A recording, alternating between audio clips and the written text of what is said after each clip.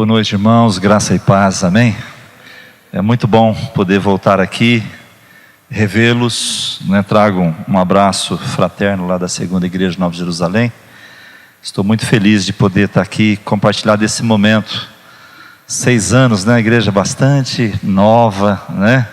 Começando, e nós já vemos marcos, né? Marcos de Deus, né? Na história. Eu creio que Deus haverá de fazer uma grande obra nesse lugar, como já tem feito. Esperem sempre mais de Deus, e nunca tenha Deus o tamanho da sua mente. Deus não é o tamanho da nossa cabeça, não é? Deus, nós precisamos deixar Deus ser Deus em nossas vidas, e muitas vezes nós achamos que o nosso potencial refere-se à nossa capacidade, nossa racionalidade, mas na verdade o potencial que tem de nós não é nosso, é o Espírito Santo que está dentro de nós, e é Ele que faz toda a obra, amém? Eu quero meditar numa palavra com os irmãos, e quero que você abra a sua Bíblia em Isaías capítulo 53.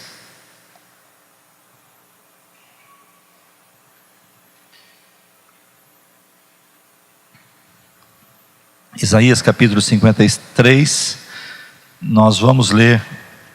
É um texto bastante conhecido, e pelo menos as pessoas têm esse texto aqui como algo verdadeiro em suas vidas, quando eles dizem que Jesus levou lá na cruz os nossos pecados, as nossas enfermidades, as nossas dores, não é? Mas vamos ler o texto. Então diz a palavra, Isaías 53: quem creu em nossa pregação, e a quem foi revelado o braço do Senhor?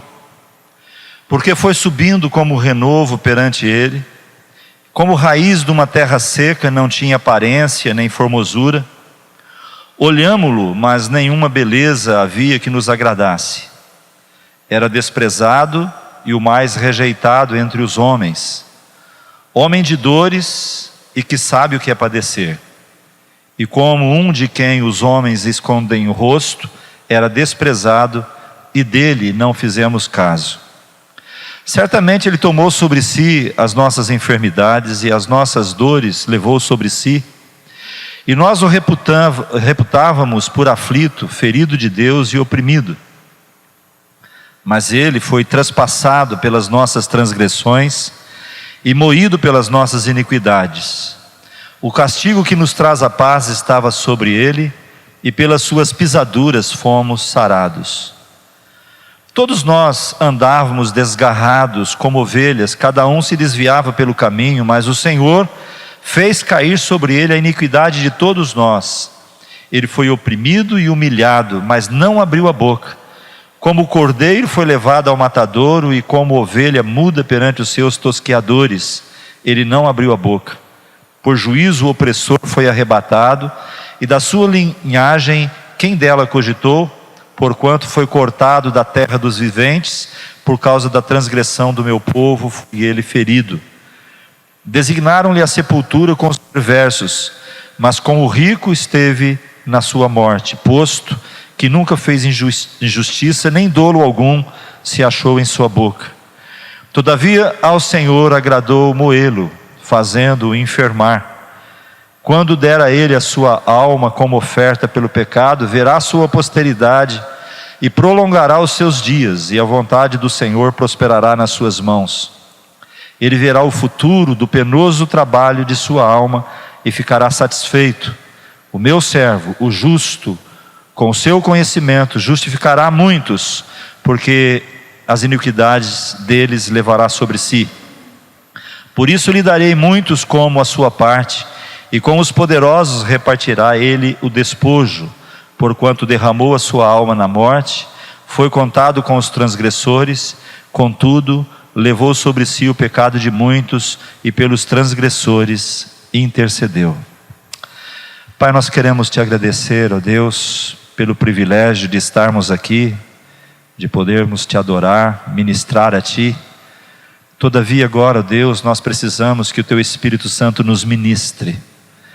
Então, Senhor, nos ajude a falar e nos ajude a ouvir aquilo que o Teu Espírito deseja nos comunicar nesta noite, em nome de Jesus. Amém. Irmãos, esse livro de Isaías, o livro de Isaías é considerado o Evangelho do Velho Testamento, né?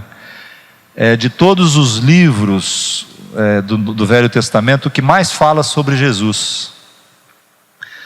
E até do capítulo 1 até o capítulo 39, mais ou menos, ele fala muito sobre juízo. Mas a partir do capítulo 39 até o capítulo 66, ele fala sobre restauração. Esse livro, ele foi escrito 700 anos antes de Cristo. 700 anos antes de Cristo, e nós acabamos de ler uma perfeita descrição de Jesus, da sua morte na cruz, e do que a morte da cruz, através de Jesus, afetou as nossas vidas. Então eu não sei se você fica, mas eu fico impressionado. Como que 700 anos é muito tempo, irmãos. 700 anos antes, o profeta faz uma descrição de Jesus, do seu sofrimento, revelação da redenção, da remissão dos nossos pecados. Esse texto é um texto maravilhoso, é um texto áureo da palavra de Deus, porque ele fala a respeito do nosso Salvador. E eu não quero, meditar com vocês no verso 11. Todo o capítulo é importante, mas eu queria me deter hoje. Estava orando e perguntando: Senhor, o que eu vou levar para aquele povo, né? E Deus colocou esse versículo, saltou aos meus olhos. Então nós vamos, pela graça de Deus, meditar alguma coisa a esse respeito. Mas eu vou começar essa reflexão com vocês fazendo uma pergunta. Se você soubesse que algo deixaria Jesus satisfeito, você faria isso? Sinceramente, irmãos, se você soubesse que algo deixaria Jesus satisfeito, você faria aquilo para agradar ao Senhor? Sabe por que eu estou perguntando isso? Porque nós temos muitas expectativas com relação a Deus. Nós queremos que Deus nos abençoe, nós queremos que Deus cuide da nossa família, nós queremos que Deus prepare um trabalho para nós, nós queremos muitas coisas, e nós temos uma expectativa enorme, porque Ele é Deus. E não é injusto nós termos essa expectativa, porque Ele é Deus. Mas, será que Deus tem expectativa ao nosso respeito? Será que Deus tem alguma expectativa com relação à tua vida? Eu creio que sim, irmãos. Deus tem expectativa a respeito da nossa vida, porque Ele entregou o Filho dEle para morrer na cruz, para que nós pudéssemos, através agora do Espírito Santo, servi-lo. Nós temos uma missão, nós temos um propósito. Assim como Jesus teve uma missão e Ele veio e a cumpriu, Ele voltou para o Pai e disse que se Ele não fosse, o outro Consolador não poderia vir. E o outro Consolador viria e nos ensinaria todas as coisas. Ensinaria o quê? Jesus, Ele poderia ter dito assim: olha, eu sou imortal, eu sou Deus. Porque Jesus era 100% homem, mas 100% Deus. Ele poderia dizer: eu vou ficar aqui, eu vou existir aqui na terra. Ele poderia estar até os dias de hoje aqui conosco.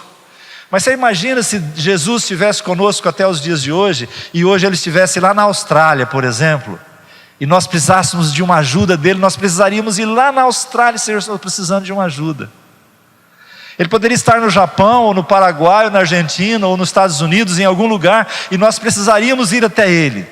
Mas Ele prepara um grupo de pessoas, Ele fala: olha, eu vou voltar para o Pai, mas eu enviarei um outro Consolador, e Ele virá.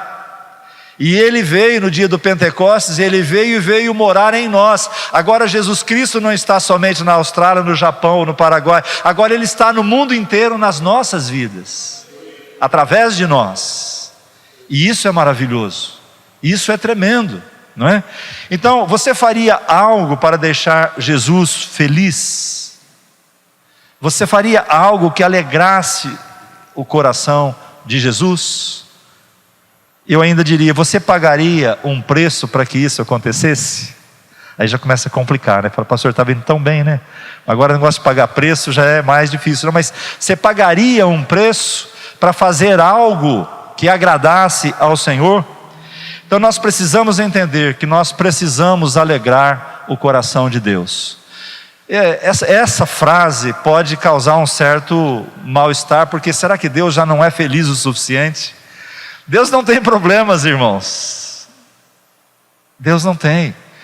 Mas eu fico imaginando quando Jesus foi batizado e Deus olhou e ouviu-se uma voz, quando o Espírito Santo desceu sobre Jesus, e ele diz: eis o meu filho amado, em quem eu tenho muito prazer, em quem eu me comprazo. Então Deus sente prazer. Será que a expectativa de que Deus possa ter com relação à minha vida, à sua vida, não é exatamente Ele sentir prazer com a tua vida? Olha, valeu a pena, meu filho, morrer por ele, porque olha lá, está cumprindo o propósito pelo qual ele foi chamado, não é? Então, amados, muitas pessoas acham às vezes que estão alegrando o coração de Deus e às vezes estão entristecendo.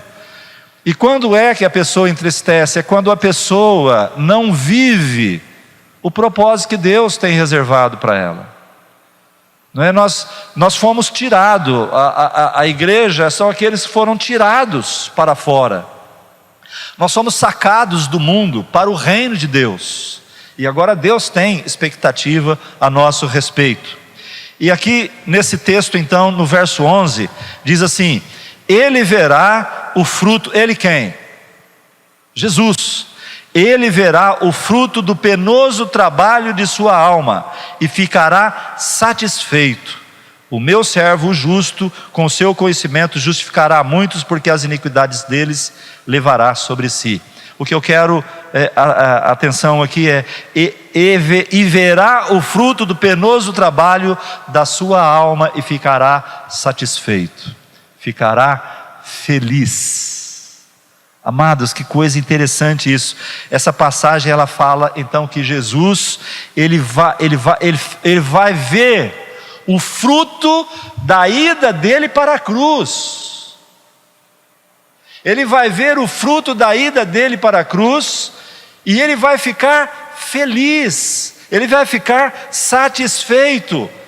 Ele não viu somente a cruz para onde ele ia, ele viu além da cruz, ele foi além, então ele conseguiu enxergar o depois, ou seja, o resultado daquele penoso trabalho que foi a cruz do Calvário. Então o resultado de tudo aquilo que ele haveria de passar, ou seja, o sacrifício da cruz. Então aqui, irmãos, no meu coração, eu imagino que ele foi para a cruz com alegria. Ele foi para a cruz com alegria. Você alguma vez já passou por alguma situação? Por exemplo, uma situação que você não queria passar, mas tinha que passar. Eu não sei se você já passou por situação. Às vezes uma cirurgia, às vezes uma quimioterapia, coisa que nós nunca imaginamos de passar. Eu me lembro de um fato que aconteceu com meu filho. Meu filho era pequenininho, uma criança, e ele quebrou o braço. Não foi comigo, então foi com meu filho, mas me doeu muito aquilo. Ele quebrou o braço e levamos ao médico e foi engessado o braço. Até aí tudo bem. Passado lá não sei quantos dias, ele voltou para tirar o gesso. E quando ele tirou o gesso, o médico viu que o braço dele tinha ficado torto. Aí o médico me chama para eu assinar um documento que ele teria que dar anestesia geral e quebrar novamente o braço dele para engessar de novo, para consertar. Amados, aquilo foi muito difícil para mim, porque a minha vontade era esganar o médico. Minha vontade era essa, porque foi um erro. Mas tinha que passar por aquilo, não podia deixar o meu filho com o braço torto. Então tinha que deixar. Talvez você tenha um exemplo na sua vida de alguma coisa que você passou também, que era uma coisa muito dolorida, não é? Então, meus irmãos, Jesus sabia o que ele iria passar na cruz do Calvário. Ele já sabia. Com certeza foi algo muito mais doloroso do que qualquer coisa que nós possamos ter vivido nas nossas vidas. qualquer coisa que você possa imaginar, mas ele decidiu ir até o fim com alegria. Sabe por quê? Porque ele viu, sabe quem? Você. Ele viu o fruto. Irmãos, isso aconteceu há 2000 anos atrás. Mas quando ele morre na cruz, quando ele vai para a cruz, ele vê o fruto daquele penoso trabalho, daquela dor que ele passou, tudo que ele passou, mas ele viu nós, ele viu a igreja, ele viu as nossas vidas. E eu quero sugerir aqui algumas coisas que ele enxergou, não é? Na verdade, nós ficamos muito impressionados com o sofrimento do Senhor Jesus na cruz, mas eu gostaria de imaginar juntamente com vocês o que foi que ele viu e ficou satisfeito. Quando você lê Isaías 53, ou quando você lê os evangelhos, né, você fica impressionado com o sofrimento de Jesus na cruz. Foi chicoteado, eles colocaram uma coroa de espinho, que os espinhos entraram no crânio dele, não é? Prego nas mãos, prego nos pés, zombaria, cusparada no seu rosto, zombaria, tudo isso ele passou, tudo isso Jesus passou, mas ele decidiu passar por isso e ainda ficou satisfeito. Ele ficou satisfeito. A pergunta é: como ele pode ter tido alegria tendo passado por tudo isso? E eu fico imaginando, queridos, não que nós não precisamos mais passar por isso, mas nós não podemos sofrer um revés sequer que nós já reclamamos.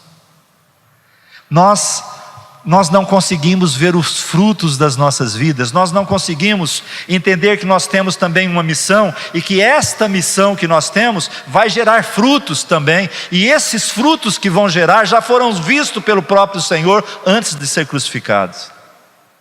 Eu acho isso tremendo. Então diz a palavra que ele verá o fruto do seu penoso trabalho. Na verdade, o que Jesus estava fazendo ali era uma semeadura. Ele estava semeando, não é? Ele estava semeando, ele sabia que ele iria colher o fruto. Ou seja, toda pessoa que semeia, ele espera um fruto.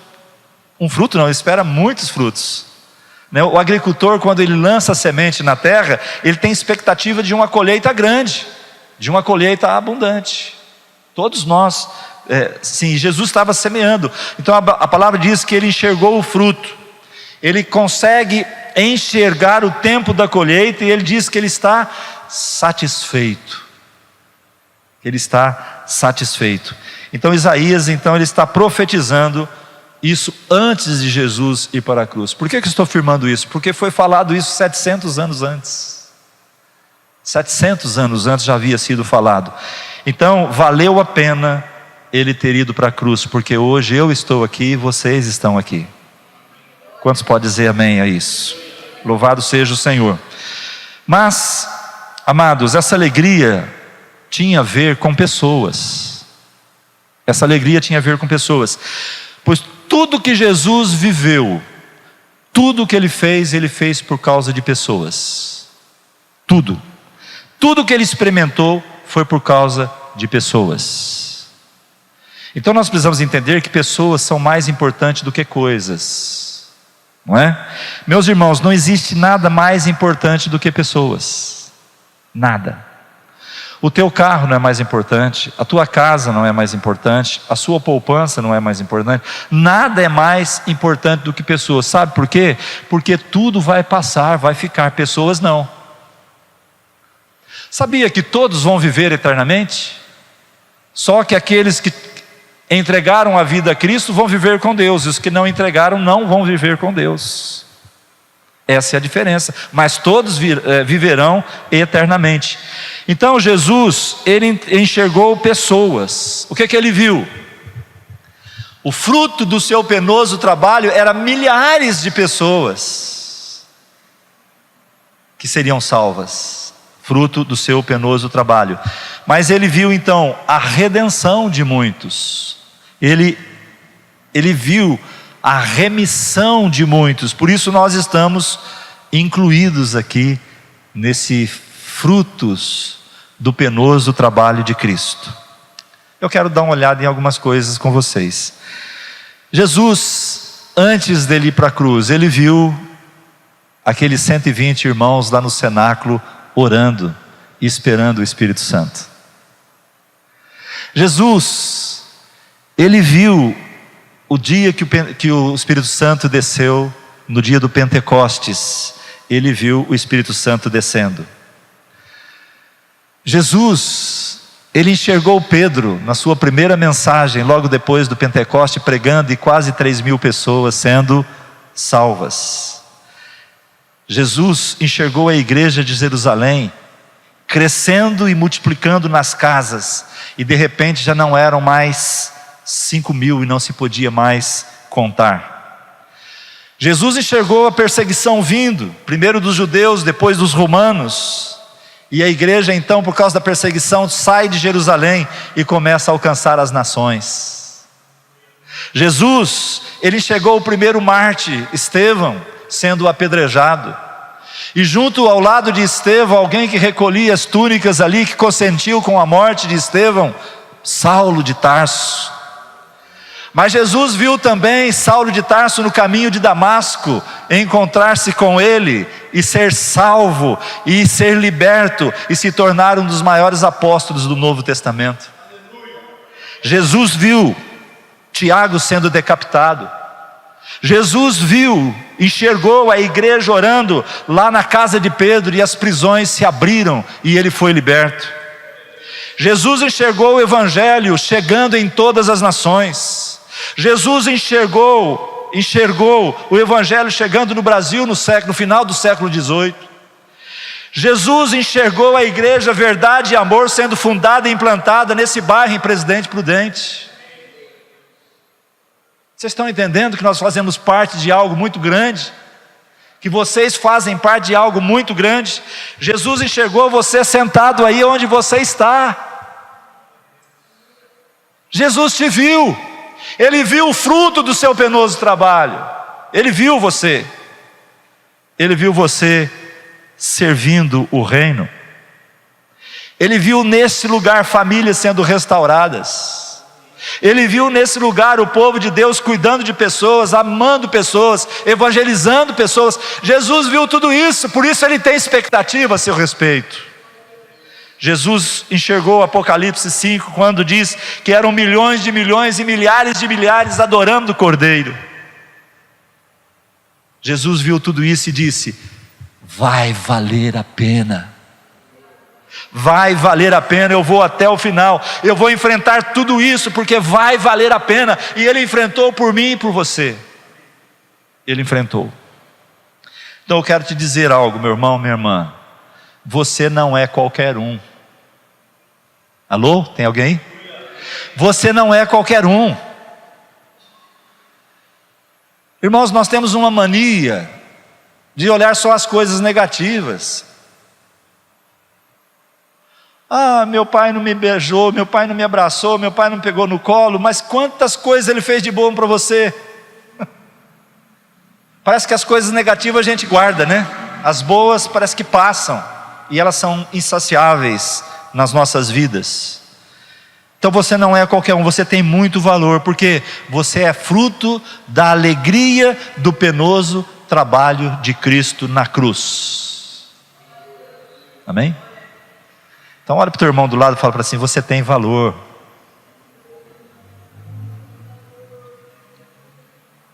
Ah, pastor, mas eu me sinto que eu não tenho valor porque eu não sou capaz. Não, eu também não. Nenhum de nós somos capazes.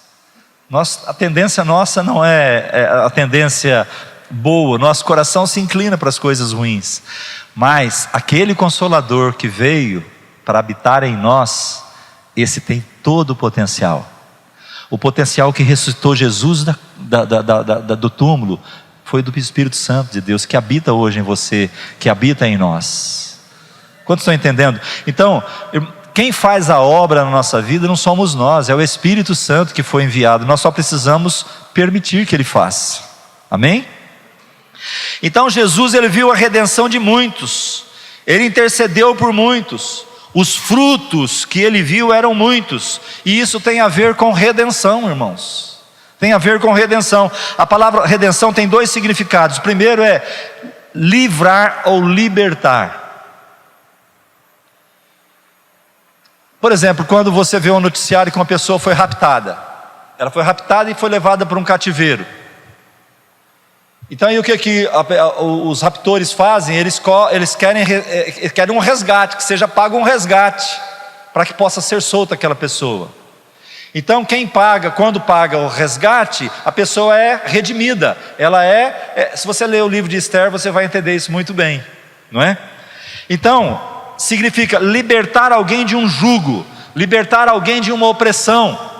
Lembra que nós lemos aqui, nós éramos como ovelhas desgarradas, mas agora nós fomos encontrados. Ele pagou o preço, Ele pagou um preço por nós, então nós fomos comprados.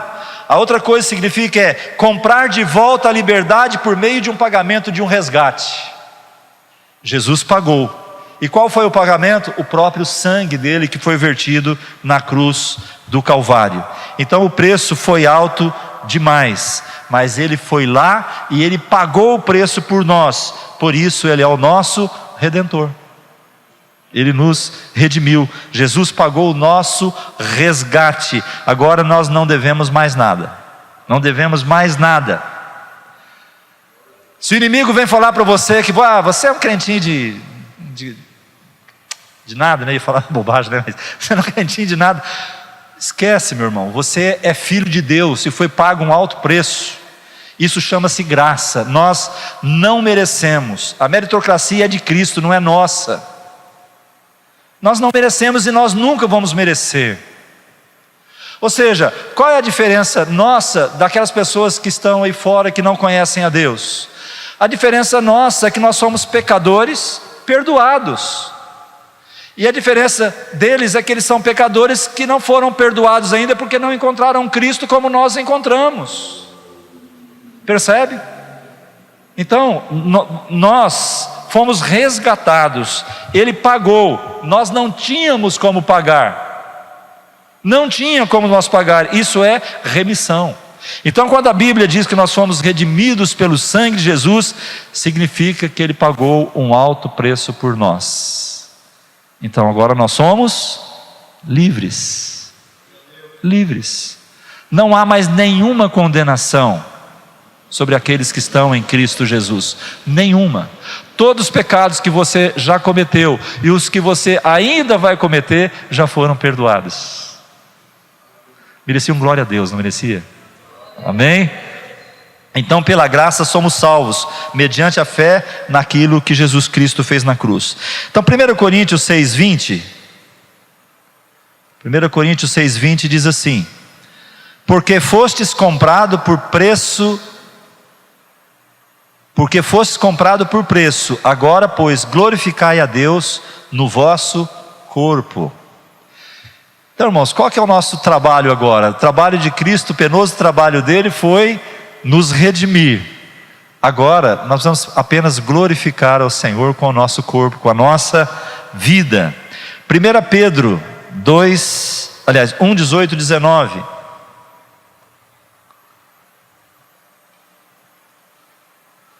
diz assim: olha só, sabendo que não foi mediante coisas corruptíveis como prata e ouro que fostes resgatados do vosso fútil procedimento que vossos pais vos legaram, mas pelo precioso sangue como de cordeiro sem defeito e sem mácula, o sangue de Cristo. Então não sou eu que estou falando, irmãos, está na palavra de Deus é que diz isso. Então, amados, antes de ir para a cruz, Jesus enxergou o quê? Eu e você resgatados, não é? Livres. Agora, a segunda coisa que Jesus viu, ele viu muitas coisas, mas eu estou citando algumas, né? Ele viu um povo resgatado, vivendo uma vida abundante. A palavra de Deus diz que o diabo, o ladrão, ele veio para matar, roubar e destruir. Mas ele diz: mas eu vim para que tenham vida e vida em abundância. não é? Então, além de nós sermos o fruto, de sermos redimidos pelo Senhor, Ele também quer que nós tenhamos uma vida abundante. E o que é uma vida abundante? A vida abundante é ser bem-sucedido, ter o melhor carro, a melhor casa, o melhor emprego. A vida abundante é vivermos aquilo que Deus tem para nós. Vivermos aquilo e nos contentarmos com aquilo que Deus tem para nós. Mas existem pelo menos 3 inimigos que nos impedem de alcançar isso.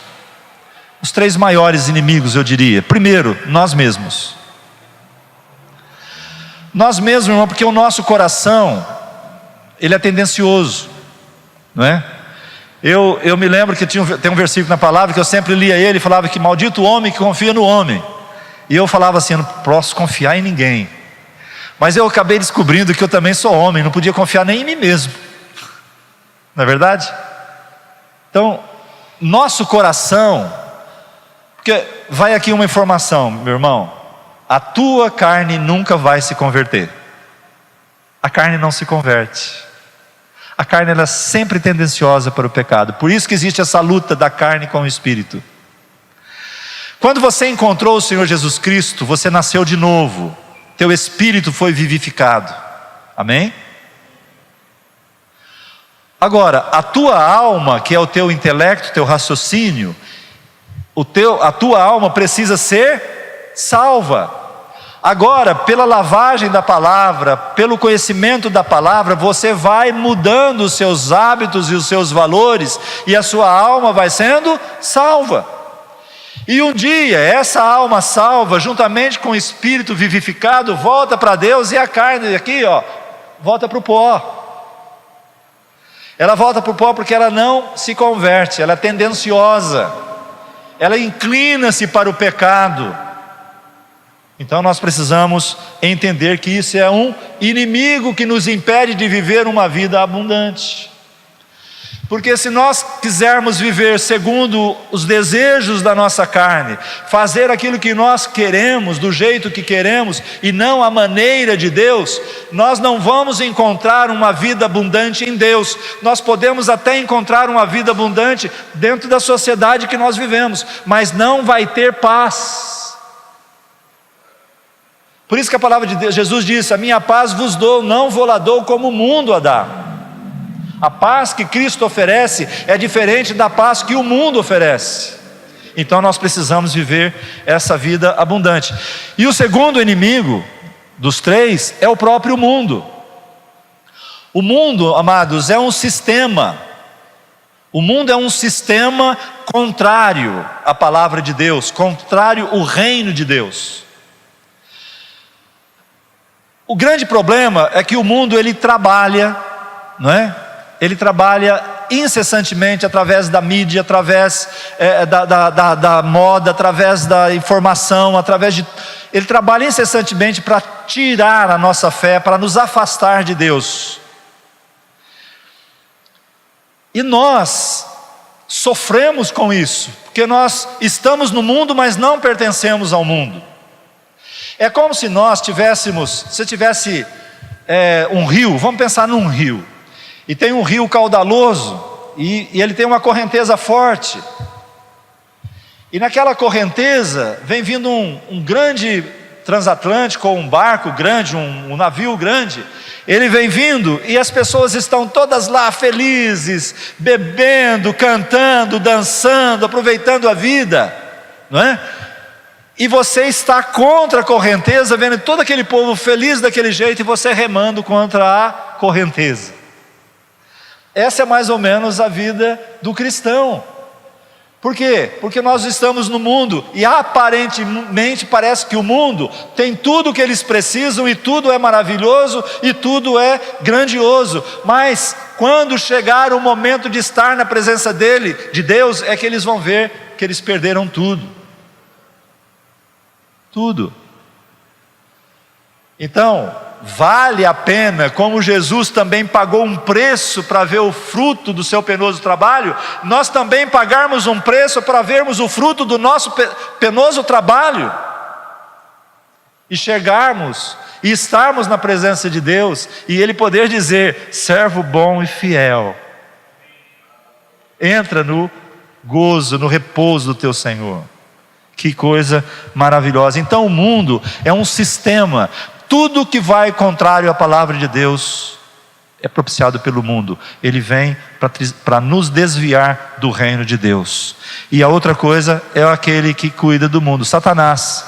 Nós precisamos conhecer os seus ardis, nós precisamos buscar discernimento, e discernimento se adquire pelo conhecimento da palavra de Deus e pela ação do Espírito Santo. Então nós precisamos conhecer. Jesus nos viu vivendo uma vida abundante. Jesus viu você vivendo uma vida abundante. E terceiro, Jesus viu também o reino de Deus sendo espalhado por toda a terra. Louvado seja o nome do Senhor. Jesus enxergou o reino. Perceba que eu não estou falando da igreja, não é? Por quê? Porque o reino é maior do que a igreja, irmãos. O reino é maior que a igreja, né? Porque o reino sempre existiu. O reino sempre existiu. Então, amados, a palavra reino significa o quê? Domínio, não é? Por exemplo, tem um rei, esse rei tem um domínio, tem um campo de domínio que ele é senhor daquele lugar, né? Ou seja, o reino é o espaço onde o rei governa. O espaço onde o rei governa. Interessante, você pega o Evangelho de Mateus, você vai perceber que o Evangelho de Mateus ele fala muito do reino, porque ele foi escrito para os judeus, e os judeus esperavam um reino natural, eles queriam se ver livres do domínio romano, mas Jesus vem com um reino espiritual, então eles não aceitam ele como Messias, porque eles queriam o Messias como um segundo Davi, um que viesse para guerrear as causas deles. Mas Jesus veio com uma outra mensagem, a mensagem da paz e do amor. Então, amados, o reino de Deus ele está crescendo e ele vai tomar toda a terra. Mas ele vai crescer, ele vai tomar conta como? Através da igreja. Agora sim o papel da igreja, da noiva de Cristo. A igreja é o meio que Deus está usando. E quem é a igreja? Somos nós. Somos nós. Nós somos templo onde habita Deus. Então, amados, deixa eu dizer algo para você.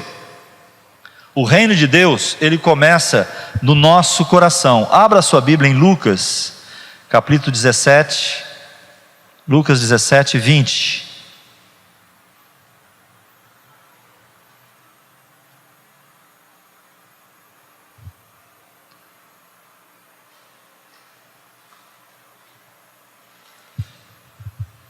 Só para nós firmarmos essa palavra.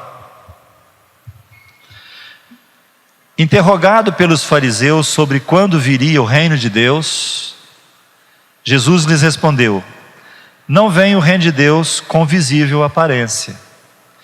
Então, não dá para você procurar o reino de Deus no mapa. Você pega o mapa mundi, coloca aqui na parede e fala: vamos procurar o reino de Deus aqui? Você não vai, você vai achar todos os países, mas você não vai encontrar o reino de Deus. Por quê? Porque diz aqui, ele não vem com visível aparência. Não dá para ver, não é? Nem dirão, ei-lo aqui ou lá está. Por quê? O reino de Deus está dentro de vós. O reino de Deus está dentro de vós. Ora, se o reino de Deus é um lugar de domínio do rei, e esse reino está dentro de nós, então quem tem o domínio das nossas vidas é o rei, Jesus. Tão simples, né? É tão simples. Então, eu pergunto, você já recebeu Jesus como seu Senhor e Salvador? Ah, eu já recebi. E como Senhor da sua vida? Porque, irmãos, muitas pessoas creem em Cristo. Por exemplo, as pessoas, se você perguntar para uma pessoa assim, quando você desenha uma igreja, a pessoa vai desenhar uma coisa e uma cruz em cima, não é? Ok, é um símbolo do cristianismo, mas por que existe a cruz? Milhares de pessoas sabem que Cristo morreu na cruz, mas milhares também não sabem por quê. Então muitas pessoas creem que Jesus existiu e que Ele morreu na cruz, mas ainda não o receberam como Senhor de suas vidas. E aí faz toda a diferença. Aí entra a questão da obediência. Então o reino é onde Ele governa, como Senhor e como Salvador. Primeiro como Salvador, depois como Senhor. Ele nos salva, Ele nos compra, Ele paga um preço e nós somos redimidos e agora Ele é o nosso dono. Ou seja, você não é mais dono de você mesmo. Você tem um dono, você tem um Senhor. Jesus dizia assim: a minha comida é fazer a vontade do meu Pai. Tem alguma coisa mais importante do que a comida para você? Tanto é que você se relaciona com ela pelo menos 3 ou 4 vezes por dia, com essa tal de comida. Pois Jesus falou: a minha comida é fazer a vontade do meu Pai. Então, amados, é através de nós que o reino cresce e se espalha por toda a terra. Por toda a terra. Exemplo, toda vez que uma igreja é estabelecida, é o reino de Deus se expandindo na terra. Quando essa igreja foi implantada aqui, o reino de Deus chegou nesse lugar. Mas por causa da placa dela? Não, por causa de vocês, por causa de nós. Chegou aqui o reino de Deus. Todos que passam por ali, todos que passam e leem, todas as pessoas que veem, elas sabem que aqui é um lugar onde Deus está sendo adorado, glorificado, onde há princípios de Deus em andamento. O reino de Deus está sendo implantado. Então toda vez que a igreja é implantado, significa expansão do reino de Deus, não é? Jesus enxergou o reino avançando. Jesus enxergou as portas do inferno recuando para a igreja.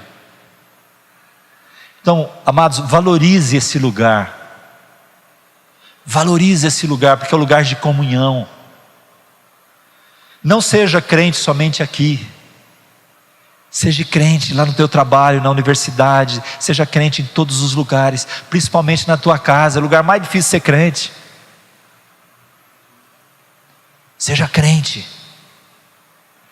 Porque você é fruto do penoso trabalho de Jesus. Você não é qualquer um. Você não é qualquer um. Você é especial. 7 bilhões de pessoas na terra. Você foi escolhido. Você faz parte da dor que Jesus sofreu na cruz. Ele sofreu aquilo olhando para você. Mas será que eu sou tão importante? Você é importante sim. Existe algo maior do que dar a vida por outra pessoa. E quando essa pessoa não merece, nós precisamos nos alinhar aos propósitos de Deus. Esse ano, lá na nossa igreja, nós estamos com esse propósito: alinhar-se aos propósitos que Deus tem para cada um de nós, individualmente e corporativamente. Então nós precisamos de alinhamento, restaurar. O que Deus tem para a minha vida? O que Deus tem para a sua vida? Por que você está aqui sentado? Somente porque você é um fruto? Não. De geração em geração, essa geração tua vai passar, e você vai passar o bastão para outra geração. Então, queridos, valorize, procure saber: Deus, o que o Senhor tem para a minha vida? Como eu posso servir nesse lugar? Porque a igreja, irmãos, ela existe exatamente para isso, para que nós possamos ajudar uns aos outros, Tanto é que os dons espirituais que é oferecido para a palavra nos oferece, todos eles, com exceção do orar em línguas, todos eles são para edificação do corpo, todos eles. Olha, eu recebo dom de cura para eu botar a mão na minha cabeça quando eu tiver dor de cabeça. Eu recebo dom de revelação para eu ficar descobrindo quais os meus sonhos ou o que a palavra quer dizer. Não, tudo isso é para o meu irmão, é para pessoas, é para cura, é para libertação, é para transformação, é para direção. Então nós precisamos saber, Senhor, qual é o dom que o Senhor tem dado para mim? Porque eu quero servir na tua casa, eu quero servir as pessoas. Onde o Senhor quer me usar, como o Senhor quer me usar, porque eu sou fruto do teu trabalho, mas eu quero que esse fruto ele permaneça. Eu não quero ser um fruto sem gosto, eu não quero ser um fruto podre, um fruto que não tenha sentido. Porque o Senhor plantou, porque o Senhor semeou, e o Senhor quer ver frutos viçosos. O Senhor quer que eu venha dar frutos para ti. Quantos estão entendendo? Nós não estamos falando de religião, irmãos. Nós estamos falando de religiosidade, de frequentar uma igreja, de sentar num banco, numa cadeira, de ouvir e voltar e seguir a vida como ela é.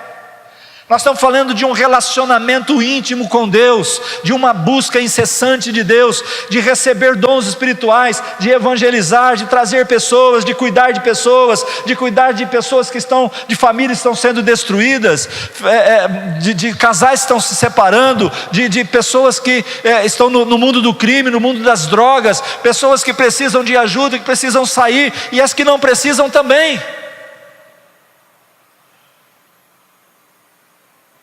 Às vezes nós achamos, irmãos, que é como se você saísse aqui na porta da igreja, ali do quarteirão seguinte você visse uma pessoa caída no chão.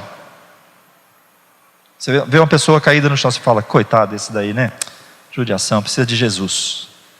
Mas na hora que você está falando isso, passa um cara de uma BMW, de terno, gravata, você fala, esse daí está bem, né? Ele precisa tanto de Jesus quanto aquele lá. Mesma coisa. Porque não é o que nós temos aqui, não é o que nós vamos angariar aqui que vai nos trazer salvação. É deixarmos Deus ser Deus em nossas vidas. Deixarmos nos ser guiados pelo Espírito Santo de Deus. Então Deus tem um propósito, isso não precisa ser profeta para falar, né? Deus tem uma grande obra, tem um propósito. Eu vou encerrar, só vou falar mais esse versículo. Salmo 139, quando fala lá, para onde eu fugirei do teu Espírito? Ele fala, olha, se eu subir ao céu o Senhor está lá, se eu descer no abismo o Senhor está lá, não tem para onde eu fugir. Ainda antes de sair a palavra da minha boca, o Senhor já conhece. Eu fico impressionado com isso. Eu amo isso. E eu amo mais ainda quando chega lá no verso 16 mais ou menos, que ele fala assim, quando, aqui é na tradução minha aqui, né? Quando você era ainda uma substância informe, quando os seus ossos não tinham sido formados, quando você estava sendo entretecido no ventre da sua mãe, foram escritos no seu livro cada dia da sua existência. Aleluia! Por isso que você não é qualquer um, todos os dias da sua existência foram escritos por Deus. Acontece que você não estava vivendo com Deus, você reencontrou com Ele agora, e agora Ele quer revelar isso para a tua vida. E nesse contato, nessa comunhão, nessa busca, através dos dons, através da presença de Deus na sua vida, isso vai começar a fluir da tua vida, e você começa a descobrir então a tua vida abundante, você começa a descobrir quem você é em Deus, e isso te traz uma identidade cristã que nada pode abalar. Então, queridos, se nós vivermos intensamente tudo aquilo que Deus tem para nós, nós vamos encontrar a nossa razão de viver. E por encontrar essa razão de viver, nós vamos querer levar isso a todas as outras pessoas também, para que elas encontrem. É como você ganha algo maravilhoso e você quer compartilhar com as pessoas. Então, amados, Vamos buscar nos conectar com esse Deus como igreja. E se você faz isso na sua vida espiritual, não é? Porque nós temos uma herança romana, né? Que lá está os pastores e lá está os laicos, né? O pessoal, e esse aqui fala e vocês obedecem. Não é assim, irmãos. Não é assim. Os pastores, nós estamos aqui para servir. Para servir. Como o pastor Vinícius falou, nós somos homens como vocês, temos falhas e temos dificuldades e temos lutas também. Temos. Não adianta falar que não tem. Então nós não somos melhores do que quem fica sentado. Nós não somos melhores do que quem fica lá na porta, aquele abençoado lá, ó. Nós não somos melhores, cada um no seu chamado. Deus tem um chamado para a tua vida. Se você der o melhor nesse chamado, vai ser o melhor de Deus na sua vida. E Deus vai se alegrar. E Ele vai olhar e vai dizer: meu filho amado em quem eu tenho prazer. Quantos estão compreendendo? Então não fique esperando somente dos pastores. Se você começar na tua casa a buscar intensamente. Você imagine, se cada um de nós chegarmos aqui cheios da presença do Senhor, o que Deus não vai fazer? Não é?